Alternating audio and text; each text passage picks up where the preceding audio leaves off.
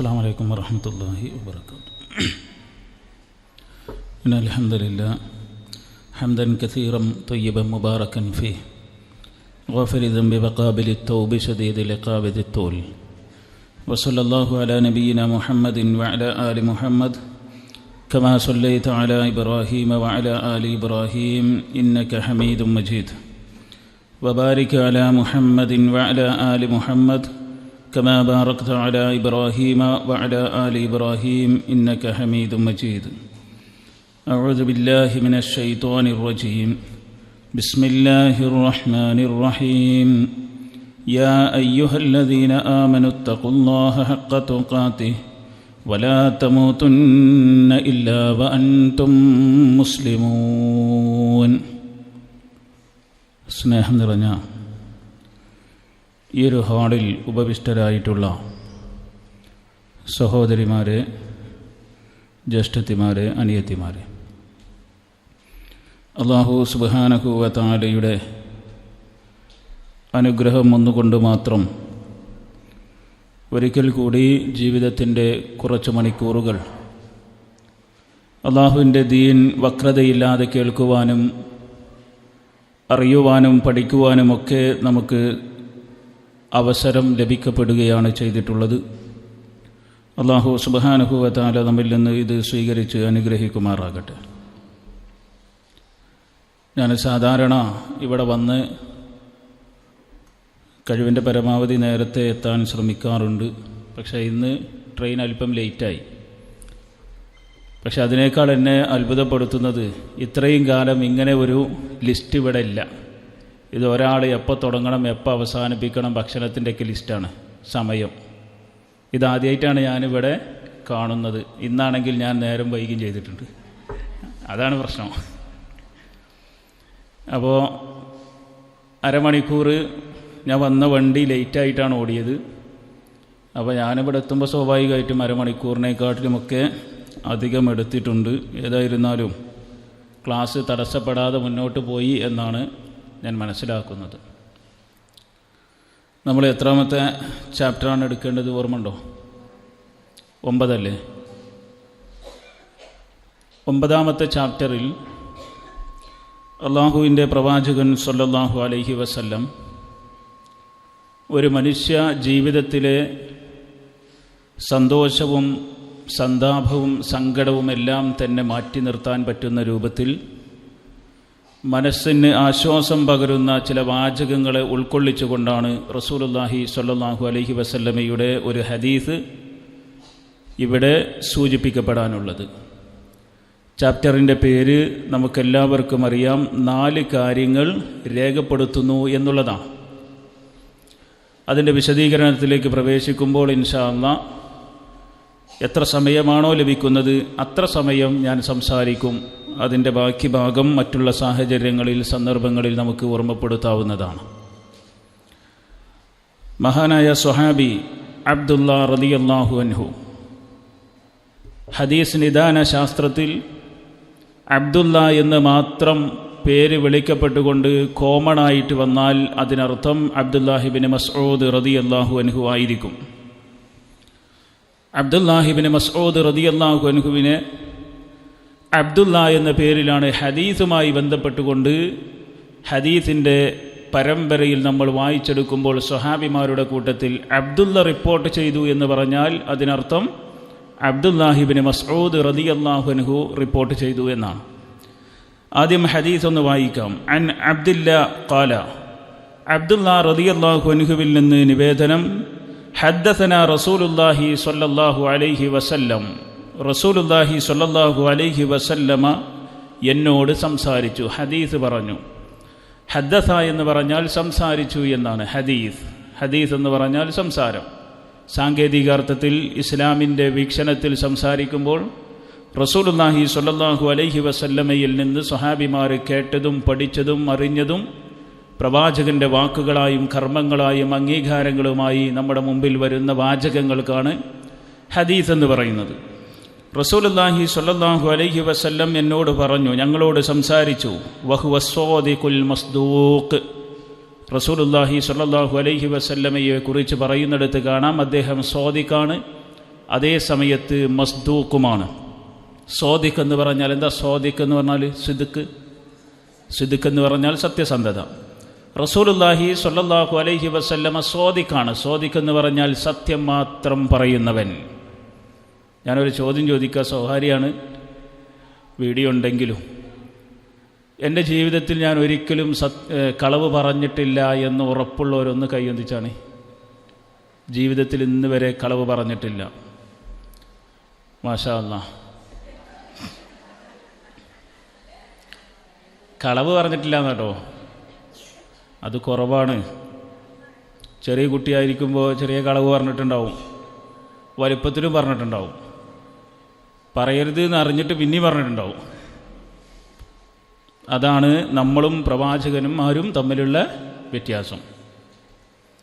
റസൂലുള്ളാഹി സ്വല്ലല്ലാഹു അലൈഹി വസല്ലമ സ്വാദിഖാണ്. ഒരിക്കലും കളവ് പറഞ്ഞിട്ടില്ല, ഒരിക്കലും പറഞ്ഞിട്ടില്ല. നിങ്ങളൊന്ന് ആലോചിച്ച് നോക്കി, ഒരിക്കലും കളവ് പറയാതെ 63 വയസ്സ് വരെ ജീവിച്ച ഒരു വ്യക്തി. അപ്പോൾ അദ്ദേഹത്തെക്കുറിച്ച് പറയും വഹുവ സ്വാദിഖ്, അദ്ദേഹം സ്വാദിഖാണ്. അൽ മസ്ദൂഖ്, സത്യപ്പെടുത്തപ്പെട്ടവനുമാണ്. മറ്റുള്ളവരാൽ സത്യപ്പെടുത്തപ്പെട്ടവൻ, അള്ളാഹുവാൽ സത്യപ്പെടുത്തപ്പെട്ടവൻ, ചരിത്രപരമായി സത്യപ്പെടുത്തപ്പെട്ടവൻ. എവിടെ നോക്കിയാലും റസൂലുള്ളാഹി സ്വല്ലല്ലാഹു അലൈഹി വസല്ലമയെ സത്യപ്പെടുത്താൻ മാത്രമേ ലോകത്തിന് സാധിച്ചിട്ടുള്ളൂ. അത് പരിശുദ്ധ ഖുർആനിൻ്റെ വാചകങ്ങളാണെങ്കിലും ശരി, പ്രവാചകൻ സ്വല്ലല്ലാഹു അലൈഹി വസല്ലമയുടെ ഹദീസുകളാണെങ്കിലും ശരി, അവിടെയൊക്കെ ലോകം മുഴുവനും ലോകത്തിലെ ഏറ്റവും വലിയ സത്യസന്ധൻ ആരാണ് എന്ന ചോദ്യത്തിന് ലോകത്തിനൊരൊറ്റ ഉത്തരമേ ഉള്ളൂ. അത് മുഹമ്മദുൻ സ്വല്ലല്ലാഹു അലൈഹി വസല്ലം. ആ റസൂലിൻ്റെ പിൻഗാമികളാണ്, അനുയായികളാണ് നമ്മളെല്ലാവരും.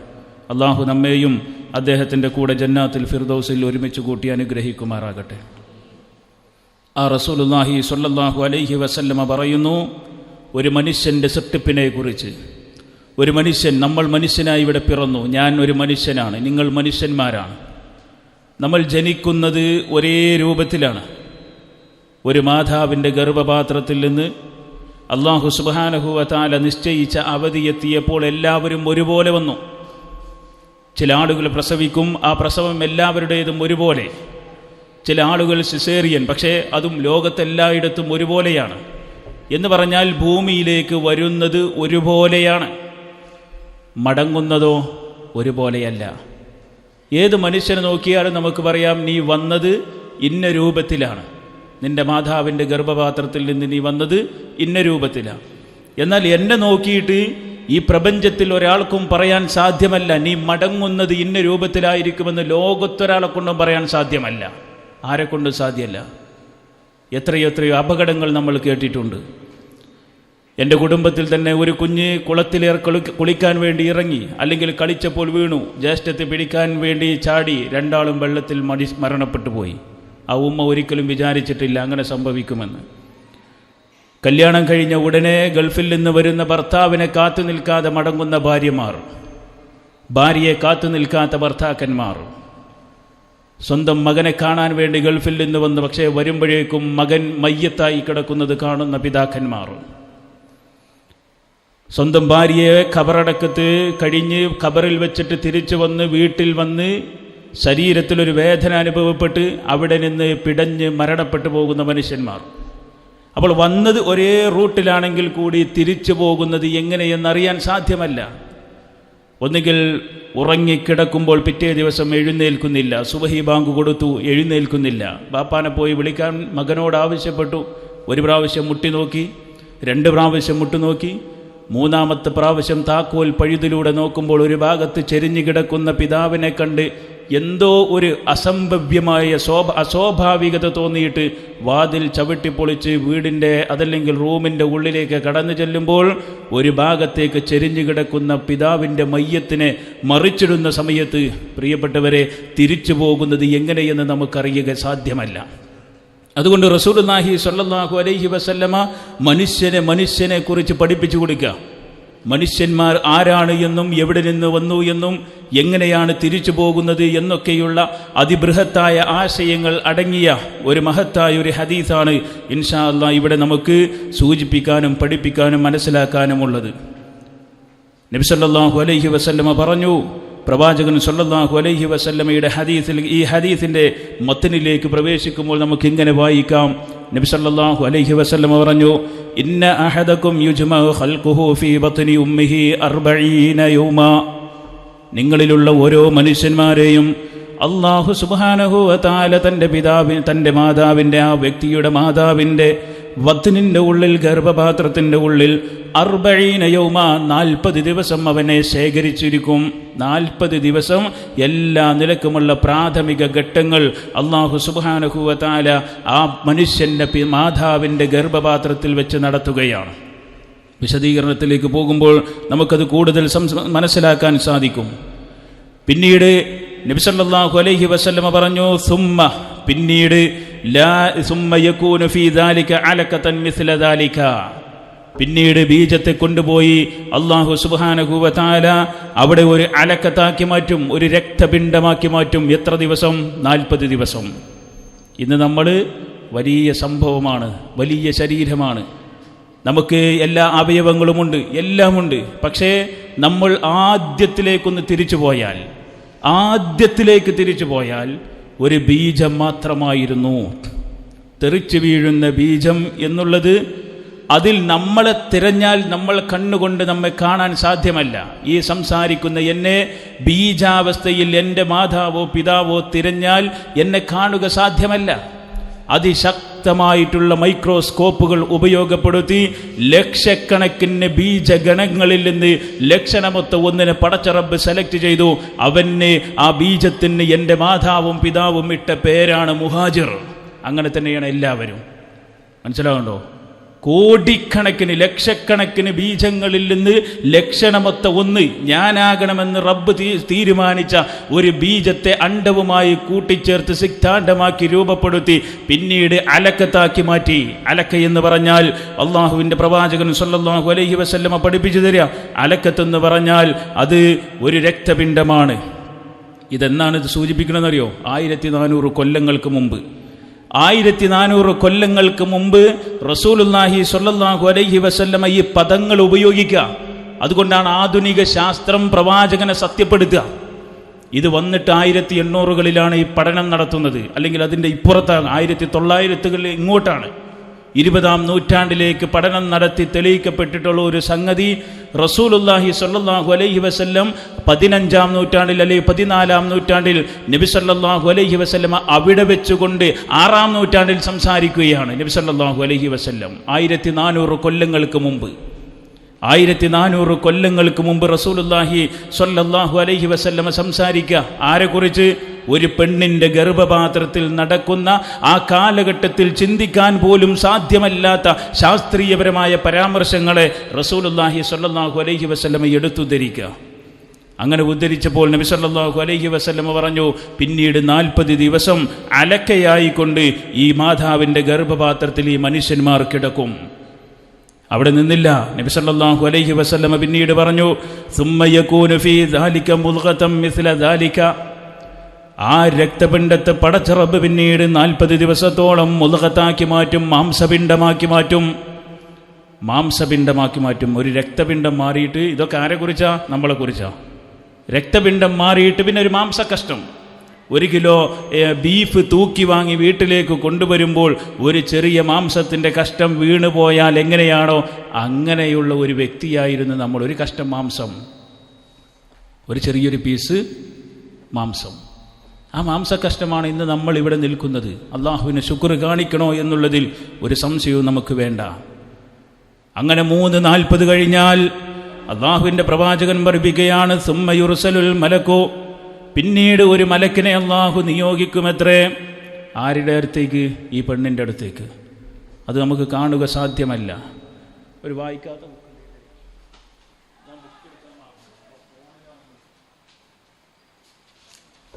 ഇതിങ്ങനെ ഓഫാകുകയാണ്. നബി സല്ലല്ലാഹു അലൈഹി വസല്ലം പറയാണ്, സുമ്മ യുർസലുൽ മലക്കു. പിന്നീട് ഒരു മലക്കിനെ അള്ളാഹുവിൻ്റെ പ്രവാചകൻ സല്ലല്ലാഹു അലൈഹി വസല്ലം വിശദീകരിക്കുകയാണ്, സുമ്മ യുർസലുൽ മലക്കു. പിന്നീട് ഒരു മലക്കിനെ പടച്ച റബ്ബ് ഈ പെണ്ണിൻ്റെ വയറ്റിൻ്റെ അരികിലേക്ക് അയക്കുമത്രേ. ഫയൻഫുഖു ഫീഹി റൂഹ്.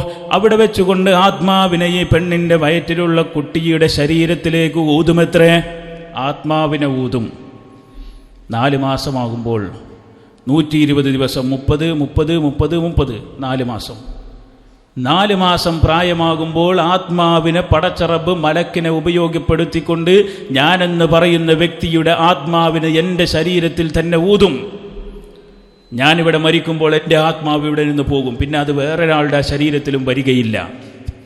അങ്ങനെ ചില വിശ്വാസങ്ങൾ നമ്മുടെ നാടുകളിലുണ്ട്. ഒരാൾ മരിച്ചു കഴിഞ്ഞാൽ അയാളുടെ ആത്മാവ് മോശം ആത്മാവാണെങ്കിൽ ഇന്ന ജീവിയുടെ ശരീരത്തിൽ പ്രവേശിക്കും, നല്ല ആത്മാവാണെങ്കിൽ ഇന്ന ജീവിയുടെ ശരീരത്തിൽ പ്രവേശിക്കും.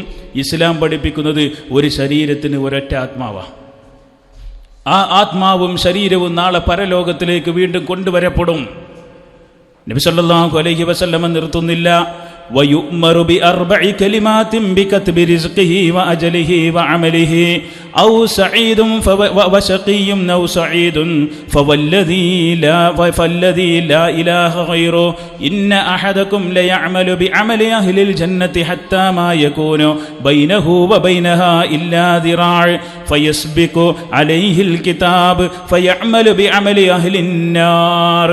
റസൂലുള്ളാഹി സ്വല്ലല്ലാഹു അലൈഹി വസല്ലമ പറയുകയാണ്, ആത്മാവിനെ ഊതിയതിന് ശേഷം പടച്ചറബ് 4 കാര്യങ്ങൾ കൽപ്പിക്കുമത്രേ. എന്തൊക്കെയാണ് ആ 4 കാര്യങ്ങൾ എന്നറിയുമോ?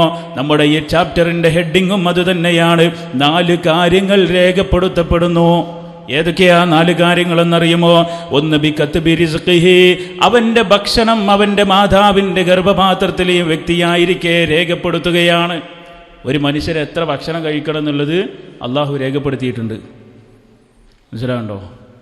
ഇന്നിപ്പോൾ കുടിക്കുന്ന ഗ്ലാസ് എത്ര ഗ്ലാസ് വെള്ളം കുടിക്കണം എന്നുള്ളത് റബ്ബ് രേഖപ്പെടുത്തിയിട്ടുണ്ട്. അതുകൊണ്ട് ഉച്ചക്ക് കിട്ടുന്ന ചോറിന് നമ്മൾ എത്ര ലൈന് എങ്ങനെ തിരക്കൂട്ടിന്നാലും കിട്ടേണ്ട മിനിറ്റിലേ കിട്ടുള്ളൂ. കല്യാണത്തിന് പോയി എത്ര ഓവർടേക്ക് ചെയ്ത് നമ്മൾ സീറ്റ് പിടിച്ചാലും അള്ളാഹ് രേഖപ്പെടുത്തിയ ആ സമയത്ത് കിട്ടുള്ളൂ. ഇനി അതിന് നേരെ തിരിച്ചു വായിച്ചു നോക്കി നിങ്ങൾ. അള്ളാഹു നമുക്ക് തന്ന ഒരു പിടി ചോറ് തിന്നാതെ ഈ ഭൂമിയിൽ നിന്ന് മരിക്കൂല. രണ്ടുമുണ്ട്. അതുകൊണ്ട് ബേജാറാകണ്ട. അള്ളാഹുവിൻ്റെ പ്രവാചകൻ സല്ലല്ലാഹു അലൈഹി വസല്ലം പറയാണ്, 4 കലിമാത്ത് രേഖപ്പെടുത്തും. ഒന്നാമത്തത് എന്താണ്? ബികത്ബി റിസ്ഖിഹി, അവന് എത്ര ഭക്ഷണം കിട്ടണം, ഭക്ഷണം ലഭിക്കണം, അവൻ്റെ ഉപജീവനം അള്ളാഹു രേഖപ്പെടുത്തുമത്രേ. അജലിഹി, അവനെന്നും മരിക്കണമെന്ന് രേഖപ്പെടുത്തും. അപ്പം നിങ്ങളൊന്ന് ആലോചിച്ച് നോക്കി, നമ്മുടെ മരണം ഓൾറെഡി രേഖപ്പെടുത്തപ്പെട്ടിട്ടുണ്ട്. അപ്പോൾ നമ്മളെന്താ ചെയ്യേണ്ടത്?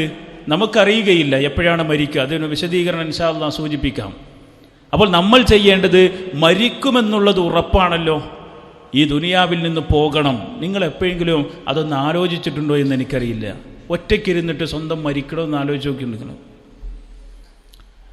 കട്ടിലിൻ്റെ അടിയിലിങ്ങനെ കിടന്നിട്ട് മാറാല തട്ടിയിട്ടുണ്ടോ? അപ്പോൾ ഖബറിനെ കുറിച്ചൊന്ന് ആലോചിച്ച് നോക്കോണ്ടി. അത്ര സ്പേസ് കൂടിയും ഖബറിനുണ്ടാവില്ല. തൊട്ട് മുകളിൽ തല ഒന്ന് പൊന്തിക്കുമ്പോഴേക്കും കുരുടീസ് വന്നിട്ടുണ്ടാവും അവിടെ. മനസ്സിലാകണ്ടോ? കുറച്ച് സമയം ഒരു ഇരുട്ടത്ത് ആ രൂപത്തിലൊന്ന് ഇരുന്ന് നോക്കുകൊണ്ടി. മരണത്തിനെ കുറിച്ച് നമ്മൾ ചില ബോധം നമുക്ക് വേണം. കുറേ തെറ്റുകൾ അതിൽ നിന്ന് മാറ്റപ്പെടും. കുറേ തെറ്റുകൾ പിന്നെയും ചെയ്ത് തഴമ്പിച്ച ചില തെറ്റുകളുണ്ടാവും. അത് മാറ്റുക എന്നുള്ളത് സ്വയം മാറാതെ മാറ്റാൻ സാധ്യമല്ല. ഇടയ്ക്കൊക്കെ വരുന്ന ചെറിയ തെറ്റുകളൊക്കെ ഒന്ന് മാറ്റി നിർത്താൻ മരണത്തെക്കുറിച്ച് ആലോചിച്ചാൽ മതി.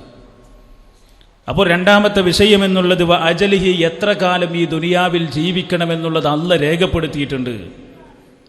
എൻ്റെ അടുത്ത് ബർത്ത് സർട്ടിഫിക്കറ്റ് ഉണ്ട്, ഞാനെന്ന് ജനിച്ചു എന്നുള്ളത് ഒരു സർട്ടിഫിക്കറ്റ് രേഖപ്പെടുത്തിയിട്ട്. പക്ഷേ അതേ ഹോസ്പിറ്റലിൽ നിന്ന് ഡെത്ത് സർട്ടിഫിക്കറ്റ് നമുക്ക് കിട്ടുകയില്ല. കാരണം അതേ ഹോസ്പിറ്റലിൽ മരിക്കുന്ന നമുക്ക് ഉറപ്പില്ല.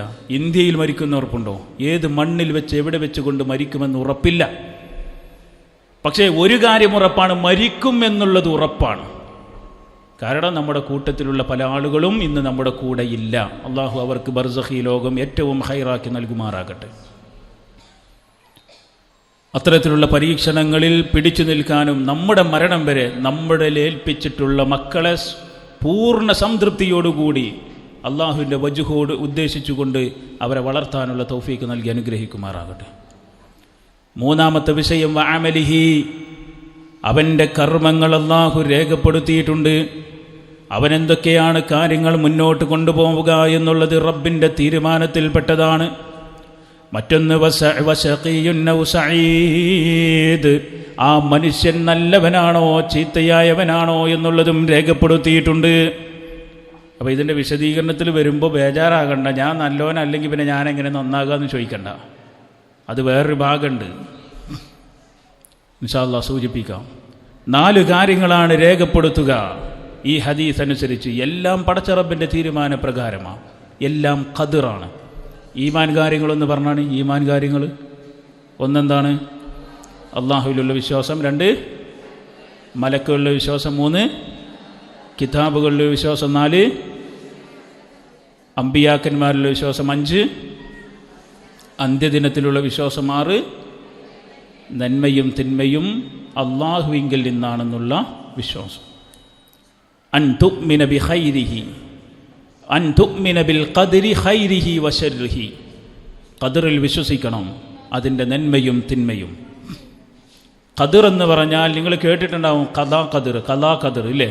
ഖലാ ഖദർ എന്നുള്ള പദം കേട്ടവരൊന്ന് കഴിയുന്നത് ഖലാ ഖദർ ഒരുമിച്ച് പറയണ കേൾക്കണോ? ഖലാ ഖദർ, അതിൻ്റെ വ്യത്യാസം അറിയോ? ഖദർ എന്ന് പറയുന്നത് ഓൾറെഡി റബ്ബ് തീരുമാനിച്ച സംഗതിയാണ്. അത് എപ്പോഴാണോ നടപ്പിലാക്കപ്പെടുന്നത് ആ പറയുന്ന പ്രൊസീജിയറിനാണ് എന്ത് പറയുന്നത്? ഖലാ. ഇപ്പം ഞാൻ മരിക്കും എന്നുള്ളത് ഖദറാണ്, അള്ളാഹു അത് വിധിച്ചിട്ടുണ്ട്, അതിന് മാറ്റാൻ പറ്റൂല. വിശദീകരണം വേറുണ്ട്. പക്ഷേ എൻ്റെ മരണം എപ്പോഴാണോ റബ്ബ് നടത്തുന്നത് ആ നടത്തുന്ന പ്രവൃത്തിക്ക് പറയുന്ന പേരാണെന്ത്? ഖലാ.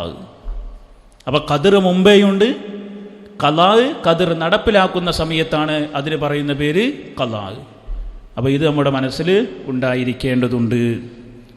അപ്പോൾ റസൂലുള്ളാഹി സ്വല്ലല്ലാഹു അലൈഹി വസല്ലം പറയാ, ഫവല്ലദീ ലാ ഇലാഹ ഗൈറുഹു, അല്ലാഹുവല്ലാതെ മറ്റൊരാളും ആരാധനക്കർഹനെന്നുള്ള ഇല്ല എന്നുള്ള വാചകം വെച്ചുകൊണ്ട് പടച്ച റബ്ബിൻ്റെ പ്രവാചകൻ സത്യം ചെയ്യുകയാണ്. അഥവാ വല്ലാഹി, അല്ലാഹുവാണേ സത്യം. ഇന്ന അഹദക്കും ലയഅമലു ബിഅമലി അഹ്ലിൽ ജന്നതി ഹത്താ മാ യകൂനു ബൈനഹു വബൈനഹാ ഇല്ലാ ദിറാ. ഒരു മനുഷ്യൻ്റെ ജീവിതത്തിൽ അവൻ ഇങ്ങനെ നല്ല കർമ്മങ്ങൾ ചെയ്തുകൊണ്ടിരിക്കുകയാണ്, സ്വർഗത്തിലേക്ക് അവൻ എത്തുമെന്നിങ്ങനെ ഉറപ്പിച്ചു നിൽക്കുന്ന സമയത്ത്, ഇല്ലാ ദിറാഉൻ, ഒരു മുഴത്തോടടുത്ത് നിൽക്കുന്ന സമയത്ത്, ഫയസ്ബിഖു അലൈഹിൽ കിതാബ്, റബ്ബിൻ്റെ വിധി അവനെ മുൻകടക്കും. ഫയഅമലു ബിഅമലി അഹ്ലിന്നാർ, അവൻ നരകത്തിൻ്റെ ഒരു പ്രവർത്തനം ചെയ്യുമത്രേ. ഫയദ്ഖുലഹാ, അങ്ങനെ അവൻ നരകത്തിൻ്റെ അവകാശിയായി മാറും. റസൂലുള്ളാഹി സ്വല്ലല്ലാഹു അലൈഹി വസല്ലം അറിയാം, ഒരാളിങ്ങനെ ജീവിക്കുന്നത് നന്മയിൽ തന്നെയായിരിക്കും. പെട്ടെന്ന് കാണാം അവൻ്റെ പ്രവർത്തനത്തിലൊരു മാറ്റം വരുന്നു, അവൻ എന്തെങ്കിലുമൊക്കെ നരകത്തിൻ്റെ പ്രവർത്തനം ചെയ്തിട്ട് അവൻ മരിക്കുന്നു, മരിച്ചതിന് ശേഷം അവൻ നരകത്തിൽ പോകുന്നു. എന്നിട്ട് റസൂലുള്ളാഹി സ്വല്ലല്ലാഹു അലൈഹി വസല്ലം മറ്റൊന്ന് പറയുന്നു, വഇന്ന അഹദകും, അതേ സമയത്ത് ചില മനുഷ്യന്മാർ ഈ ലോകത്തുണ്ട്, ലയഅമലു ബിഅമലി അഹ്ലിന്നാർ, അവരുടെ പ്രവർത്തനം കണ്ടാൽ അവർ നരകാവകാശിയാണെന്ന് നമ്മളിങ്ങനെ മുദ്രകുത്തി പോകും. ഹത്താ മാ യകൂനു ബൈനഹു വബൈനഹാ ഇല്ലാ ദിറാഉൻ, അങ്ങനെ അവൻ പ്രവർത്തിച്ച് അവസാനം നരകത്തോട് ഏറ്റവും അടുത്ത് നിൽക്കുന്ന സമയം വരുമ്പോൾ, ഫയസ്ബിഖു അലൈഹിൽ കിതാബ്, വിധി അവനെ മുൻകടക്കുന്നു. ഫയഅമലു ബിഅമലി അഹ്ലിൽ ജന്നതി ഫയദ്ഖുലഹാ, അവസാനം മരിക്കുന്നതിന് മുമ്പ് അവൻ നല്ലവനായി മരിക്കുന്നു, സ്വർഗത്തിൽ പ്രവേശിക്കുന്നു.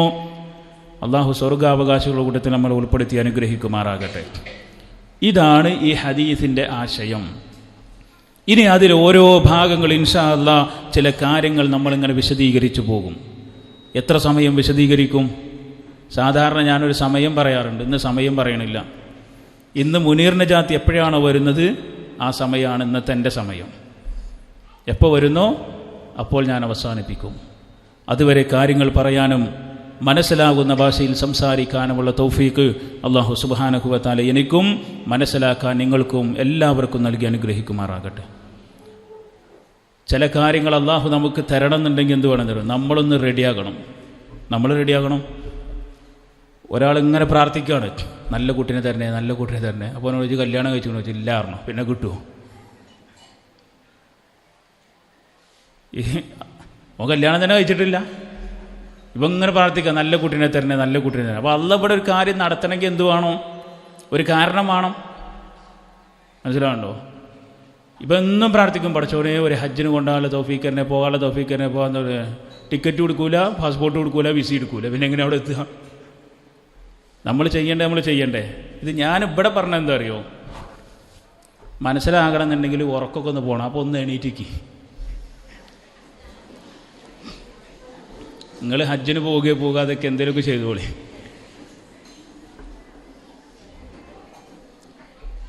ഇവിടെയൊക്കെ ഏകദേശമൊക്കെ സെറ്റ് ചെയ്യണം. കാരണം വെള്ളം കിട്ടിയപ്പോൾ ബാക്കിൽ ഇങ്ങനെ വെള്ളം എത്തണുള്ളൂ. ഇടയ്ക്ക് ഇങ്ങനെ ഞരമ്പുകളിലൂടെ എന്ത് ചെയ്യണം, കുറച്ച് തണുത്ത വെള്ളം ഇങ്ങനെ പാസ് ചെയ്ത് പോകണം.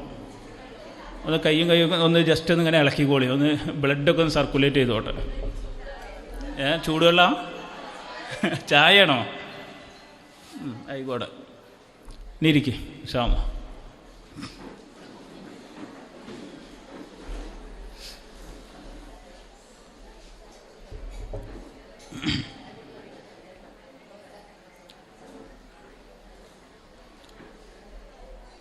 ഇനി ഹദീസ് റിപ്പോർട്ട് ചെയ്ത അബ്ദുല്ലാ റളിയല്ലാഹു അൻഹുവിനെ കുറിച്ച് കുറച്ച് കാര്യങ്ങൾ സൂചിപ്പിക്കാം. ഒന്ന്, സൂചിപ്പിക്കപ്പെട്ടതുപോലെ ഒരു ഹദീസിൽ അബ്ദുല്ലാ റളിയല്ലാഹു അൻഹു റിപ്പോർട്ട് ചെയ്തു എന്ന് പറഞ്ഞാൽ അതിനർത്ഥം അബ്ദുല്ലാഹിബ്നു മസ്ഊദ് റളിയല്ലാഹു അൻഹു ആയിരിക്കും. കാരണം കുറേ അബ്ദുല്ലമാരുണ്ട്, സ്വഹാബിമാരുടെ കൂട്ടത്തിൽ കുറേ അബ്ദുല്ലമാരുണ്ട്. ഏറ്റവും നല്ല പേര് അബ്ദുല്ലയാണ്. ഏറ്റവും നല്ല പേര് അബ്ദുല്ലയാണ്. അള്ളാഹുവിൻ്റെ അടിമ. വേറൊരാൾ അടിമയാകാൻ പാടില്ല. ഇപ്പം അബ്ദുൽ ഉസ്സ, അബ്ദു മനാഫ് എന്നൊക്കെ കേട്ടിട്ടില്ല നിങ്ങൾ? അബ്ദു മനാഫൊക്കെ പല സ്ഥലത്തുണ്ട്, ഇടാൻ പാടില്ല. അബ്ദുൽ കഅബ പാടില്ല. അള്ളാൻ്റെ അടിമ അത് ഞാനാണ് എന്ന് പറയുന്നതിൽ എനിക്ക് അഭിമാനം വേണം. ഞാൻ ഈ ദുനിയാവിൽ ഒരു മഖ്ലൂക്കിൻ്റെയും അടിമ അല്ല. അത് നമ്മളെ ഇസ്സത്തിനെ ബാധിക്കും. ഒറിജിനൽ ഉടമസ്ഥൻ്റെ അടിമയായിരിക്കണം ഒരു മുസ്ലിം. അതുകൊണ്ട് വേറൊരാളുടെ കീഴിലിങ്ങനെ നമ്മൾ ഒന്നും തന്നെ ഒരാളുടെ താഴെ നിന്ന് ചോദിക്കുന്നൊരവസ്ഥ ഇസ്ലാമിൽ ഉണ്ടാകരുത് എന്നാണ് ഇസ്ലാം പഠിപ്പിക്കുന്നത്. മുസ്ലിങ്ങൾക്ക് ഉണ്ടാകരുത്. അവർ ഇസ്സത്തുള്ളവരാണ്. അതുകൊണ്ടാണ് ഒരാൾ ഒരു നിവൃത്തിയില്ലെങ്കിൽ അതുവരെ ഒരാളോടൊരു 10 രൂപ പോലും ചോദിക്കരുത് എന്ന് ഇസ്ലാം പഠിപ്പിക്കുന്നത്. യാചന ഉണ്ടല്ലോ, ചോദിക്കരുത്. അത്രയധികം പ്രയാസം ഉണ്ടെങ്കിൽ തൊട്ടടുത്ത് നിൽക്കുന്ന ഒരു വ്യക്തിയോട് പറയും, ഇന്ന പ്രശ്നമുണ്ട്, എന്തെങ്കിലും ഒരു പരിഹാരം ഉണ്ടാക്കി തരണം എന്നതിനപ്പുറം ഒരു യാചന എന്നുള്ളത് ഇസ്ലാം ഒരിക്കലും തന്നെ പ്രൊമോട്ട് ചെയ്യില്ല. കാരണം മുസ്ലിം ഇസ്സത്തുള്ളവനായി ജീവിക്കണം, ഇസ്സത്തോടു കൂടി അവൻ മരിക്കണം. മനസ്സിലാണല്ലോ? അപ്പോൾ അബ്ദുല്ല എന്ന പേര് അള്ളാഹുവിൻ്റെ അടിമയാണ്. ഈ പ്രപഞ്ചത്തിൻ്റെ സൃഷ്ടാവിൻ്റെ, ഈ ലോകത്തെ സൃഷ്ടിച്ച് പരിപാലിക്കുന്ന സർവ്വലോക രക്ഷിതാവും നിയന്താവുമായ അള്ളാഹുവിൻ്റെ അടിമ. അതാണ് ഏറ്റവും നല്ല പേര്. അപ്പോൾ അബ്ദുല്ലയുടെ ഒരു ആൺകുട്ടി ഉണ്ടായി, ഒരു പെൺകുട്ടിക്ക് അബ്ദുല്ലക്ക് പകരം എന്ത് പേരാ വെക്കുക? മനാഫിൻ്റെ അടിമ എന്നോ? ശരിക്കും മാറ്റണമെന്നോ? കുറേ ആളുകൾക്ക് ഉണ്ടത്. അബ്ദുൽ കഅബ പേര് വെക്കാൻ പാടില്ല. അബ്ദുൽ ഉസ്സ പേര് വെക്കാൻ പാടില്ല. ഒന്നിനും പറ്റൂല. അബ്ദ് ചേർത്ത് പറയുകയാണെങ്കിൽ അള്ളാഹുവിലേക്ക് ചേർക്കപ്പെടണം. ഏറ്റവും ഖൈറ് മാറ്റുന്നതാണ്. ഇനി അതൊരു പെൺകുട്ടിയാണ് ജനിച്ചതെന്നുണ്ടെങ്കിൽ അമത്തുള്ള. എന്താണ് അമത്തുള്ള? അള്ളാഹുവിൻ്റെ അടിമ സ്ത്രീ. അള്ളാഹുവിൻ്റെ അടിമയും അള്ളാഹുവിൻ്റെ അടിമ സ്ത്രീയും. പേരേതും വെക്കട്ടോ. ഇനി നിങ്ങൾ ബേജാറാകണ്ട.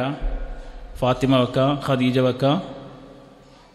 ആശയത്തിലും അത് മൊത്തത്തിൽ നോക്കുമ്പോൾ മറ്റുള്ള മതങ്ങളിലുള്ള ആളുകൾ ഉപയോഗിക്കാത്തതുമായ ഏത് പേരും നമുക്ക് വെക്കാം.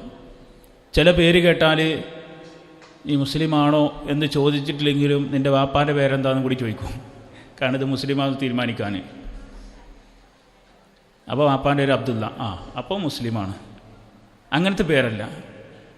ആശയത്തിൽ ഇസ്ലാമിൻ്റെ ആദർശത്തോട് യോജിക്കുന്നതും അതേ സമയത്ത് കണ്ടാൽ ഇതൊരു മുസ്ലിമിൻ്റെ പേരാണ് എന്ന് തോന്നുന്നതുമായ പേരുകൾ വെക്കാം. പേരുകൾ പല ടൈപ്പിലുണ്ട്. നമ്മൾ സാധാരണ ഇപ്പോൾ നാട്ടിലൊക്കെ എങ്ങനെ കല്യാണം കഴിഞ്ഞാൽ പേര് കുട്ടി ഉണ്ടായാൽ പേര് വെക്കുക. മാപ്പിളുടെയും പെണ്ണുങ്ങളെയും ഓരോ പേരെടുത്ത് അതിൻ്റെ ആദ്യത്തെ ഭാഗം വെച്ചിട്ട് വെക്കും.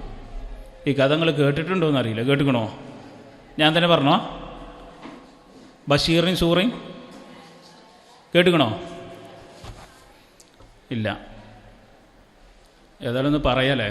കുറേ ആൾക്കാർ കേട്ടവരൊന്ന് കയ്യൊന്നിക്ക്. ബഷീറിൻ്റെയും സൂറൻ്റെയും പേര് വെച്ചുകൊണ്ട് ഒരു കുട്ടിക്ക് പേരിട്ട്. ബഷീർ കേട്ടിക്കണം, സൂറാത്തിയും കേട്ടിക്കണം, അതല്ല, ഇത് രണ്ടും മിക്സാക്കിയിട്ടൊരു പേര് വെച്ചിക്കണ്. ഏതായാലും ബഷീറിനും സൂറക്കും ഇവിടെ സൂറൊന്നും ഇവിടെ പേരില്ലല്ലോ, നിങ്ങളെ കുറിച്ച് അല്ലട്ടോ ഉണ്ടെങ്കിൽ തന്നെ. അപ്പോൾ ഈ രണ്ടാളുകൾക്കും ഒരു കുട്ടി ഉണ്ടായി. ഞാൻ അവസാനിപ്പിക്കുകയാണ്. ഈ കുട്ടി ഉണ്ടായപ്പോൾ ഇവരൊരു പേരിട്ടു. അങ്ങനെ മദ്രസ കൊണ്ടുപോയി ചേർത്തുന്ന സമയത്ത് ഉസ്താദ് ചോദിച്ചു, എവിടുന്ന ഈ പേര് കിട്ടിയ? നല്ല പേരാണല്ലോ. പേരെന്താണെന്ന് അറിയാം? ബാസൂറ എന്നാ. നല്ല പേര്. ആ നാട്ടിലാർക്കും ഇല്ല, കേരളത്തിലും ഇല്ല, എവിടെയില്ല. നല്ല പേര്. ഉസ്താദ് ചോദിച്ചു, ആരത് പറഞ്ഞെന്ന് ചോദിച്ചു. അത് ആരുമില്ല, എൻ്റെ പേര് ബഷീർ, ഓളെ പേര് സൂറിയാണ്. അപ്പോൾ ഇങ്ങനെ ബാസൂറ ഇട്ടല്ല, ബഷീറിൻ്റെ ബായും സൂറൻ്റെ സൂറയും, അങ്ങനെ ബാസൂറ. നിങ്ങൾ അർത്ഥം ചോദിച്ചുകൊണ്ടു വെച്ചു? ഇല്ലായിരുന്നു. അർത്ഥം എന്താ പറയുക ശരിക്ക്? പൈൽസ് എന്നാ. ഒന്നുകൂടി പറഞ്ഞാൽ മൂലക്കുരു എന്നാണ് അതിൻ്റെ അർത്ഥം.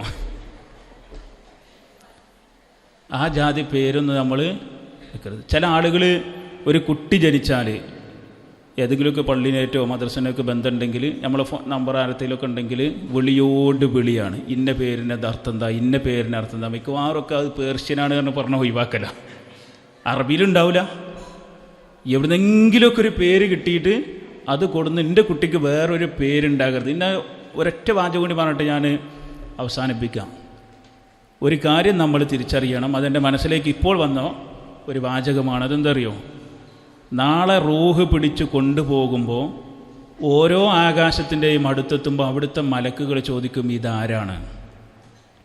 അപ്പോൾ ഈ ദുനിയാവിലെ അവൻ്റെ ഏറ്റവും നല്ല പേര് മലക്ക് വിളിച്ച് പറയും. അതിന് നമ്മൾ എന്ത് ചെയ്യണമെന്നറിയോ? കുട്ടികൾക്ക് നമ്മൾ നല്ല പേരിട്ട് കൊടുക്കണം. നമ്മുടെ ദീനിൻ്റെ വിഷയം എന്ന് പറയുന്നത് ഒരു 10 കൊല്ലോ 20 കൊല്ലോ 30 കൊല്ലോ നമ്മൾ ഏത് വലിയ ട്രീറ്റ്മെൻറ്റ് കൊടുത്താലും മരണത്തിനെ തോൽപ്പിക്കാൻ പറ്റൂല. അത് ആ സമയമാകുമ്പോൾ മരിച്ചിരിക്കും.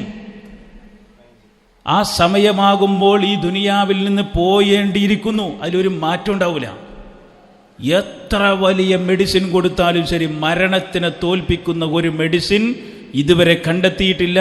ഖിയാമത്ത് നാൾ വരെ കണ്ടെത്തുക സാധ്യമല്ല. അതുകൊണ്ട് എനിക്കുണ്ടാകുന്ന കുഞ്ഞിൻ്റെ മുഖത്ത് നോക്കി പുഞ്ചിരിക്കുമ്പോൾ, സന്തോഷിക്കുമ്പോൾ ആ പിതാവും മാതാവും അപ്പോൾ തന്നെ ഉറപ്പിക്കണം, ഇന്നല്ലെങ്കിൽ നാളെ ഈ കുട്ടി എന്ത് ചെയ്യും? മരിക്കും. അല്ലെങ്കിൽ നമ്മൾ മരിക്കും. കുട്ടി ചിലപ്പോൾ 40-50 കൊല്ലം ജീവിക്കും.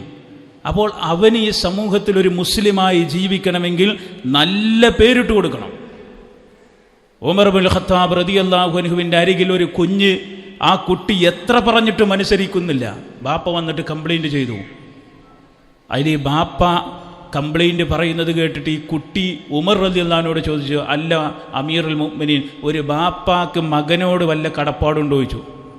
ഈ ബാപ്പ പറയുന്നത് മുഴുവനും മകൻ അനുസരിക്കുന്നില്ല, മകൻ അങ്ങനെയാണ് ഇങ്ങനെയാണ് എന്നൊക്കെയാണ്. അമീറുൽ മുഅ്മിനീൻ, ഒരു ബാപ്പാക്ക് മകനോട് നൽകേണ്ട കടമയും കടപ്പാടുണ്ടോ? ഉമർ ഇബ്നുൽ ഖത്താബ് റളിയല്ലാഹു അൻഹു പറഞ്ഞു, ഉണ്ട്. ഒന്നെന്താണെന്നറിയോ? നല്ല ഇണയെ തിരഞ്ഞെടുക്കണം, നല്ല മാതാവിനെ കൊടുക്കണം എന്ന് പറഞ്ഞു. മാതാവിനെ കൊടുക്കണമെങ്കിൽ കല്യാണം കഴിക്കണതിന് മുമ്പ് ആലോചിക്കണം. ഇത് അവിടുന്ന് ഇവിടുന്നൊക്കെ ഫോണിൽ കൂടെ കണ്ടൊരു മിസ് കോൾ എടുത്തുകൊണ്ട് പോവുകയാണ്. എന്നിട്ട് ഫേസ്ബുക്കിൽ അവിടെ കുടുങ്ങിയിട്ട് പിന്നെ അത് ഒഴിവാക്കാൻ വയ്യാതെ കൊണ്ട് നടക്കുക. അങ്ങനെയാണ് ഇപ്പോഴുള്ള പല കല്യാണങ്ങളും നടക്കുന്നത്. അതേതായാലും കുടുങ്ങി. രണ്ടാമതെന്താ പറയുമോ? ഈ കുട്ടിക്ക് നല്ല പേരിട്ട് കൊടുക്കണം. മൂന്നാമത് ഖുർആൻ പഠിപ്പിച്ചു കൊടുക്കണം. ഉമർ ഇബ്നുൽ ഖത്താബ് റളിയല്ലാഹു അൻഹു മറുപടി കേട്ടിട്ട് ഈ മകൻ ഈ വാപ്പാൻ്റെ മുഖത്തേക്ക് ചൂണ്ടിയിട്ട് പറഞ്ഞു, ഈ വാപ്പത് 3ഉം എനിക്ക് തന്നിട്ടില്ല. ഒന്ന്, ഈ വാപ്പ കല്യാണം കഴിച്ചത് ഒരു ജൂത പെണ്ണിനെയാണ്. അവൾക്ക് ആദർശമറിയില്ല. എൻ്റെ ഉമ്മാക്ക് ഇസ്ലാമിനെ കുറിച്ച് അറിയില്ല. ഇസ്ലാമിലേക്ക് വന്നിട്ടുണ്ടാകാം, പക്ഷേ ആദർശം മനസ്സിലായിട്ടില്ല. രണ്ടാമത്, എൻ്റെ വാപ്പ എനിക്ക് നല്ലൊരു പേരിട്ടിട്ടില്ല. എൻ്റെ പേര് ജുഅൽ എന്നാണ്. ജുഅൽ എന്ന് പറഞ്ഞാൽ കരിവണ്ടെന്നാണ്. കരിവണ്ട്. ബാപ്പ മാന വിളിക്കുക, കരിവണ്ടേ വാ. എന്താ അവസ്ഥ? നേരത്തെ പറഞ്ഞ ബാസൂറ വാ എന്ന് പറഞ്ഞാൽ എന്തായിരിക്കും അവസ്ഥ? ഇതാണ് ഉമർ ഇബ്നുൽ ഖത്താബ് റളിയല്ലാഹു അൻഹു മൂന്നാമത് പറഞ്ഞെന്തറിയോ? എൻ്റെ ബാപ്പ ഇന്ന് വരെ എനിക്ക് ഖുർആൻ പഠിപ്പിച്ചു തന്നിട്ടില്ല. ഉമർ റളിയല്ലാഹു അൻഹു ഈ പിതാവിൻ്റെ നേർക്ക് തിരിഞ്ഞ് പറഞ്ഞു, ഇനി മേലാൽ ഈ കുട്ടിക്ക് ഈ പറഞ്ഞതെല്ലാം തിരുത്തിയിട്ടല്ലാതെ ഇവൻ പറയുന്നത് കേൾക്കുന്നില്ലെന്നും പറഞ്ഞിട്ടുള്ള കംപ്ലൈൻറ്റുമായി ഇങ്ങോട്ട് വരാൻ പാടില്ല. വാപ്പാനെ തിരുത്തിയച്ചു.